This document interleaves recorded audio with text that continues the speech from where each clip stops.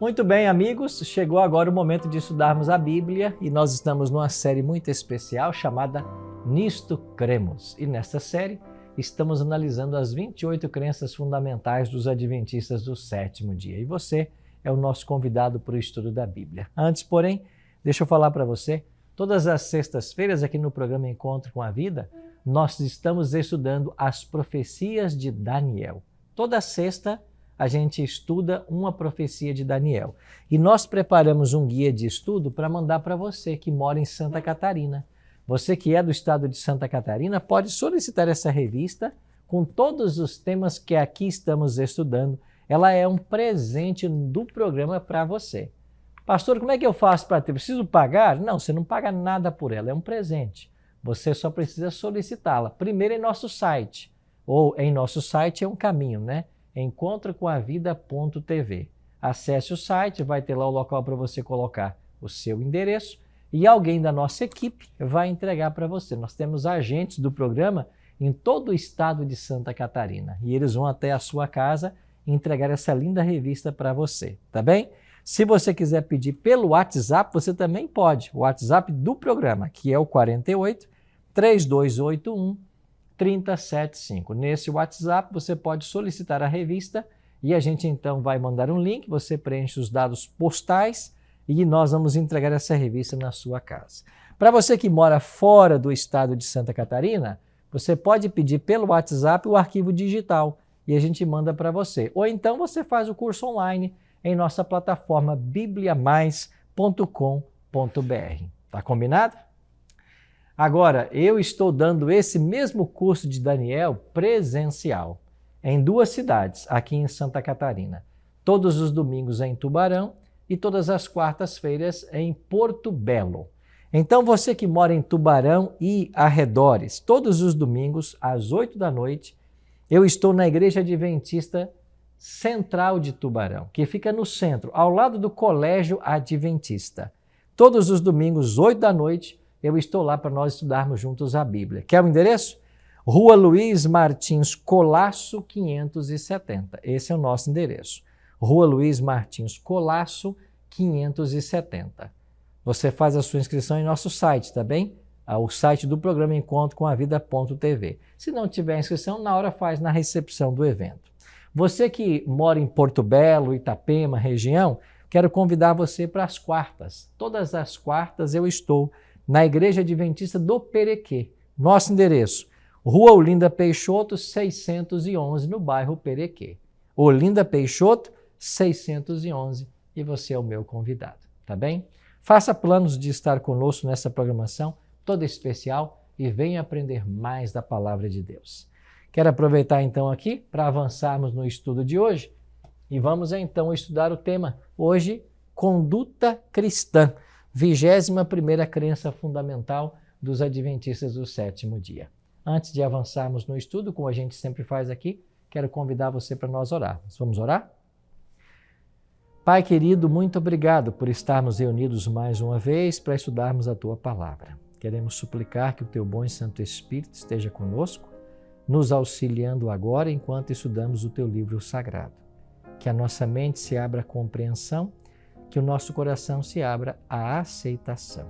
É a nossa oração, em nome de Jesus. Amém. Muito obrigado, amigo, pela sua presença no estudo mais uma vez aqui no programa. Hoje vamos aprender sobre conduta cristã. O que a gente quer dizer com conduta cristã? Quando falamos em conduta cristã, estamos falando num estilo de vida de alguém que segue a Deus.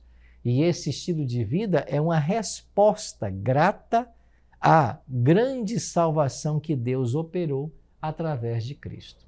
Então, quando nós somos alcançados pela graça de Cristo, salvos por sua graça, a nossa vida se torna uma vida de obediência. Essa obediência que nós passamos a ter é uma conduta que nós assumimos, uma conduta ética e moral, pautada nos princípios da palavra de Deus. Então, hoje vamos estudar sobre a vida daquele que se entregou a Jesus. Como que ela é? Vamos aprender que essa conduta cristã envolve todos os aspectos, todas as dimensões do ser humano, quer seja físico, mental ou espiritual. Cristo é o nosso exemplo maior de conduta cristã. Ele viveu de modo tão coerente com os princípios de Deus que ninguém conseguiu acusá-lo de qualquer pecado. Lá em João 8,46, Jesus diz para os seus acusadores: quem de vós pode me convencer de um pecado? O significado é: quem de vocês pode apontar em mim um único pecado? O apóstolo Pedro vai dizer que ele não conheceu o pecado. Jesus nunca pecou. Ele não conheceu o pecado. E ele é o nosso exemplo maior de conduta. Mas ele é um exemplo tão extraordinário que cada vez que a gente se aproxima dele, ele se projeta para mais longe. Sempre será o nosso exemplo em tudo que nós fazemos. Então, conduta e salvação. O que podemos aprender sobre esse tópico? Ao determinar o que constitui uma conduta adequada, deveremos evitar dois extremos. O primeiro é aceitar as regras e aplicações de princípios como meio de obter salvação. O extremo oposto é crer que uma vez que as obras não salvam, não são elas importantes. Você já ouviu falar na teoria do pêndulo? Eu já falei sobre isso aqui, né? Quem gosta de extremos é o diabo. E de um lado extremo, nessa questão da conduta, está aqueles que pregam que você deve, por sua conduta e pela prática das boas obras, alcançar o céu. E isso não é verdade. Nós somos salvos inteiramente pela graça. Uma vez salvos, andamos na obediência. Então, quando a obediência é fruto de salvação, ela tem valor diante do Senhor. Quando a obediência é uma tentativa de se alcançar a salvação, ela não tem valor algum e nós estamos tentando o impossível. Então, em um extremo do cristianismo, às vezes está a ideia de que eu tenho que praticar boas obras para ser salvo. Isso não é verdade. O outro lado do pêndulo, para onde o pêndulo vai, o outro extremo, é achar que uma vez que eu vou salvo pela graça de Cristo, eu posso viver de qualquer jeito. As obras não importam, não têm valor. Não, as obras têm valor. Elas não têm valor salvífico, mas as obras serão usadas no dia do juízo. Nós seremos julgados pelas coisas boas ou ruins que nós fizemos. Então, obra não salva ninguém, mas a obra tem a função de identificar quem foi salvo e quem não foi. Então, essa história de que Jesus me salvou e eu posso viver de qualquer jeito, está também totalmente errada. É um outro extremo dessa questão. Como a religião pode ser definida como equilíbrio, nós temos que buscar achar o equilíbrio dessas duas realidades. Embora nossa conduta e espiritualidade estejam intimamente relacionadas, jamais poderemos obter salvação através de uma conduta correta. É o que eu acabei de falar. Eu não pratico obras para ser salvo. Eu sou salvo para praticar as boas obras, que é a obediência. Bom, não apenas a igreja, mas também o cristão individual é um templo para a habitação interior do Espírito Santo. E Paulo é quem melhor desenvolveu essa teologia no Novo Testamento.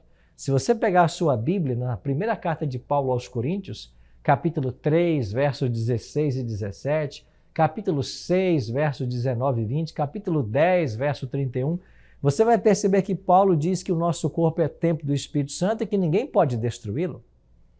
Paulo faz até uma ameaça: se alguém destruir o corpo que é templo do Espírito, Deus o destruirá, porque o nosso corpo é templo do Espírito Santo, não nos pertence a nós mesmos, pertencemos ao Senhor. Então, a conduta cristã, ela envolve o cuidado com o corpo. E para mantermos bem esse corpo, nós precisamos respeitar as leis naturais deixadas por Deus. E hoje nós faremos uma viagem por essas leis. Então Deus deixou claramente em sua palavra leis para cuidarmos do corpo, que é o templo do Espírito Santo. Os adventistas possuem uma ênfase na importância de hábitos corretos para a saúde. E pesquisas têm revelado que os adventistas têm muito menos probabilidade de contrair qualquer uma das grandes enfermidades da atualidade. E isso acontece por causa do estilo de vida saudável que a igreja ensina. Vamos então passar primeiro pelo exercício. O exercício não é meramente uma opção, ele é essencial à manutenção da saúde ótima, tanto física quanto mental. Então, o primeiro ponto, o primeiro remédio natural que Deus deixou para todos nós é o exercício, a prática de alguma atividade física. Nós fomos criados para o movimento, você percebeu? O corpo ele foi criado para se movimentar, para exercitar-se. E se nós não nos exercitamos, nós vamos atrofiando até um estado de debilidade e doença mórbida. Então, todos nós precisamos de atividade física. É claro que cada um tem o seu gosto pessoal por uma atividade, e quando eu faço uma atividade de acordo com o meu gosto pessoal, isso vai produzir alguns hormônios de felicidade que vão potencializar a boa saúde. Então, eu devo escolher uma atividade física que me seja prazerosa, tá bem? O segundo remédio natural deixado por Deus foi a luz solar. A luz solar promove saúde e cura. A luz solar ajuda a fixar a vitamina D no organismo. Todos nós precisamos estar expostos à luz solar. Então você tem que separar alguns minutos do dia para ter condições de estar exposto ao sol. É um remédio natural que Deus deixou para nós e você não paga nada por isso, né? Terceiro remédio natural, a água. O uso de 6 a 8 copos de água pura por dia ajudará a manter a eficiência e feliz bem-estar. Outra importante função da água é o seu uso para a limpeza e para o efeito relaxante que ela produz. Inclusive, quando nós tomamos água na medida correta, facilitará o trabalho dos rins, que tem a função de purificar todo o nosso organismo. Vai promover uma limpeza das células que nós temos, uma renovação. Então, a água é importante. E aí falou-se de 6 a 8 copos, mas para cada pessoa tem uma medida mais específica. Então, você deveria buscar conhecer mais a respeito desse assunto para você cuidar e beber água suficiente. Quando nós não bebemos o suficiente de água, vários são os problemas. Vários. Sem falar no envelhecimento precoce, na falta de disposição e problemas graves que podem ser acarretados pela falta de água no organismo. Qual seria um próximo remédio natural que Deus deixou para nós? O ar puro. Um ambiente em que o ar seja impuro faz com que o sangue transporte menos oxigênio do que o nível requerido para o funcionamento ideal da célula. Isso tende a deixar a pessoa menos alerta e com reflexos mais demorados. Então, nós devemos cuidar para termos uma boa respiração e um bom ar. Por isso, aqueles que moram em regiões rurais são beneficiados nessa questão. Os que moram em grandes centros têm aí o problema da poluição. Um outro remédio natural tem a ver com viver temperante. O cristão acha-se cercado de convites para usar drogas. Mesmo várias das bebidas populares e de aparência inocente contêm drogas, como café, chás, as colas que contêm cafeína, enquanto as bebidas da linha Cooler com sabor de frutas contêm álcool. Então veja, a questão de temperança é nós usarmos com moderação aquilo que é benéfico e nos abstermos completamente do que é prejudicial. Hoje você vai ter aí muitas bebidas que são populares, especialmente os refrigerantes, que são abarrotados de açúcar e causam prejuízo à sua saúde que você às vezes não imagina. Então nós deveríamos ter muito cuidado para não usar nada dessas substâncias. Evitarmos o café, que possui cafeína, que é uma droga que estimula o cérebro, mas uma vez passado o seu efeito, levará a um estado de torpor e criará cada vez mais uma dependência maior. Então nós devemos evitar qualquer tipo de bebida que tenha cafeína como base. O que dizer do repouso? Este é um remédio natural deixado por Deus também. Descanso adequado é essencial à saúde do corpo e da mente. Repouso é mais do que dormir ou cessar as atividades regulares. Envolve a forma como utilizamos nosso tempo de lazer. Então, em média, nós temos 8 horas, 1/3 do dia para o repouso, para o sono. E também temos momentos de repousar, que são momentos de lazer. Então, o cuidado com o tipo de lazer que nós desenvolvemos e o cuidado na hora do sono. eu e você deveríamos nos habituar a dormirmos o mais cedo possível. Quanto mais cedo dormirmos e mais cedo acordarmos, melhor será a nossa saúde e maior será a nossa produtividade. Já ouviu falar por aí que tem pessoas que são noturnas, que dormem de dia e à noite gostam de trabalhar? Isso é um desserviço à saúde. Isso é um crime, é um pecado contra a saúde. A noite não foi feita para se trabalhar. Trabalho é de dia, a noite foi feita para o descanso.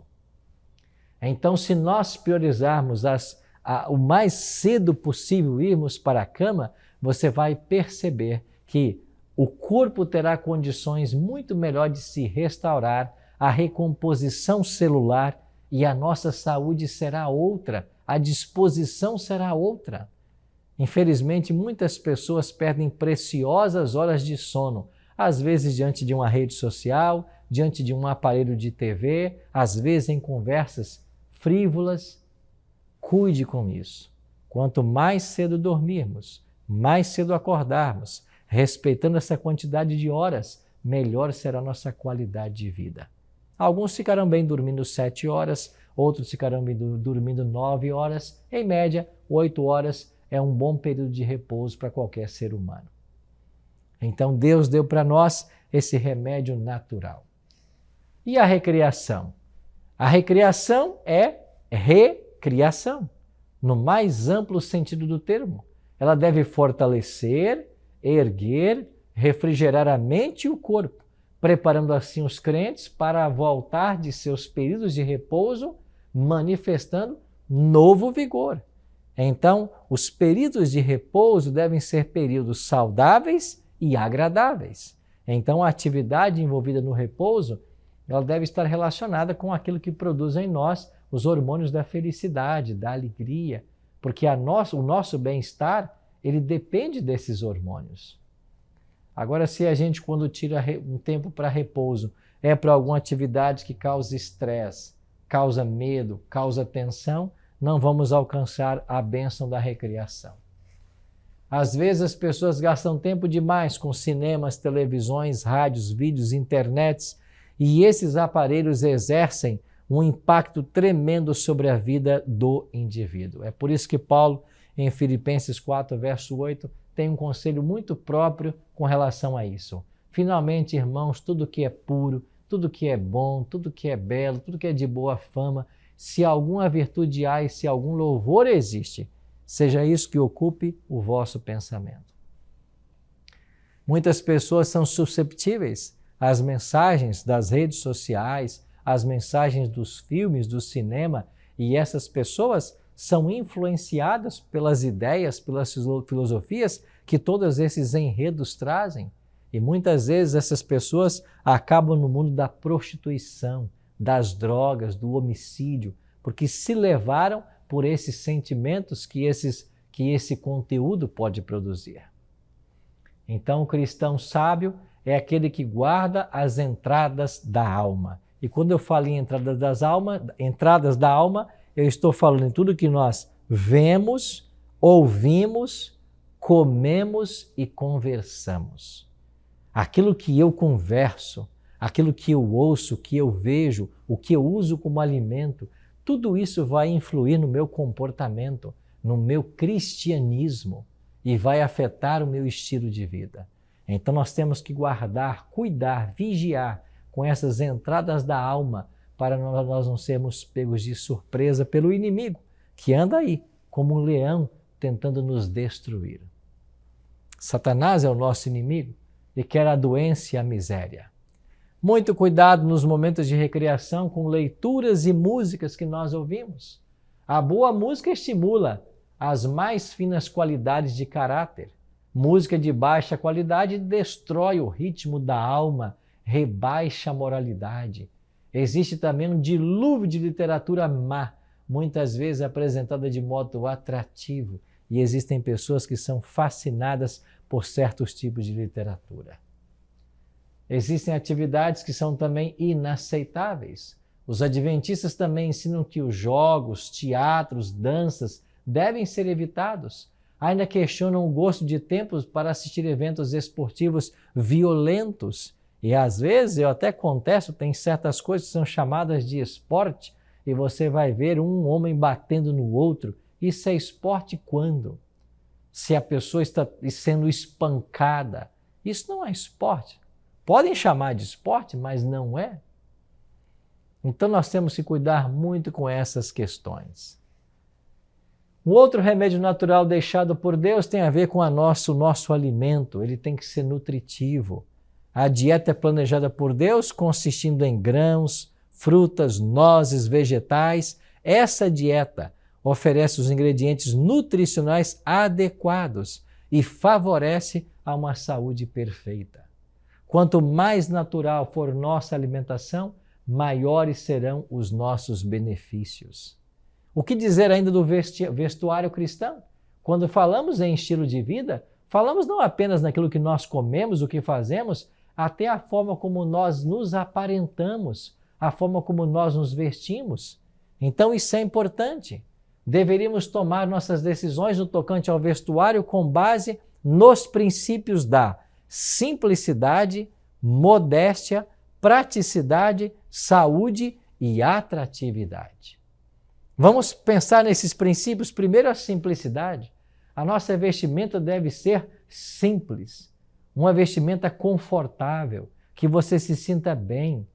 Você já percebeu que tem pessoas que usam certas roupas para ficarem bonitas e elegantes, passam, quem sabe, o dia sofrendo com roupas apertadas, às vezes salto alto, roupas que incomodam e não deixam a pessoa à vontade?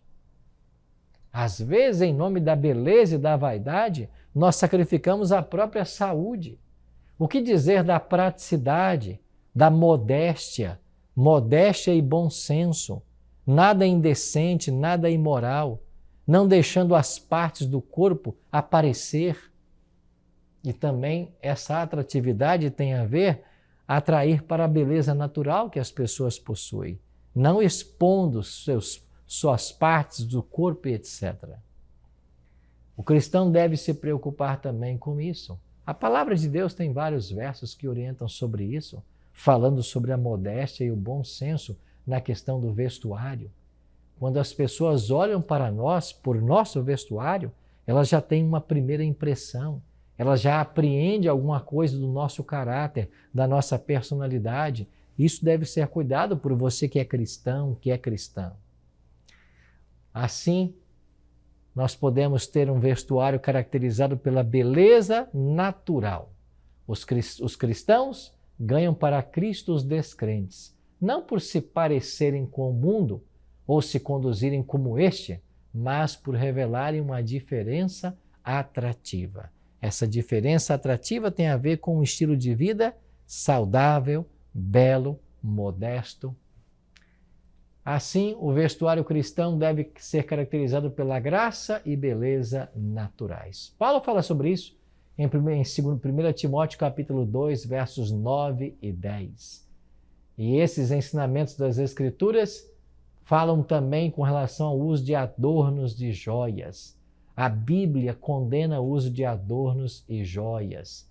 E também a cosméticos pomposos, com paganismo e apostasia, como visto em 2 Reis 9:30 e Jeremias 4, verso 30. A Igreja Adventista faz uma diferença entre joias funcionais e joias ornamentais. Às vezes a gente usa uma aliança, né? E a aliança no Brasil, por exemplo, ela identifica uma pessoa casada. Às vezes você usa um relógio, também é uma joia. Nós classificamos como joia funcional. Ele tem a sua função, tem a sua importância, manter-nos dentro do horário, dos compromissos. Agora, quando falamos em joias ornamentais, como pulseiras, como brincos, colares, esse tipo de joia a Igreja Adventista orienta que as pessoas não devam usar. Isso é dado à vaidade, ao orgulho. Então, a beleza tem que ser natural das pessoas. Então, as pessoas devem ser atraídas para aquilo que é belo. E você vai perceber que o povo de Israel no Antigo Testamento acostumou-se a usar certas joias com os egípcios e etc., mas quando Deus ia provocar uma reforma no seu povo, a primeira coisa que Deus falava é para que eles arrancassem todas aquelas joias. Interessante, né? Esse é o contexto do Antigo Testamento. O que mais podemos aprender sobre o estilo de vida? O nosso estilo tem que ser caracterizado por princípios.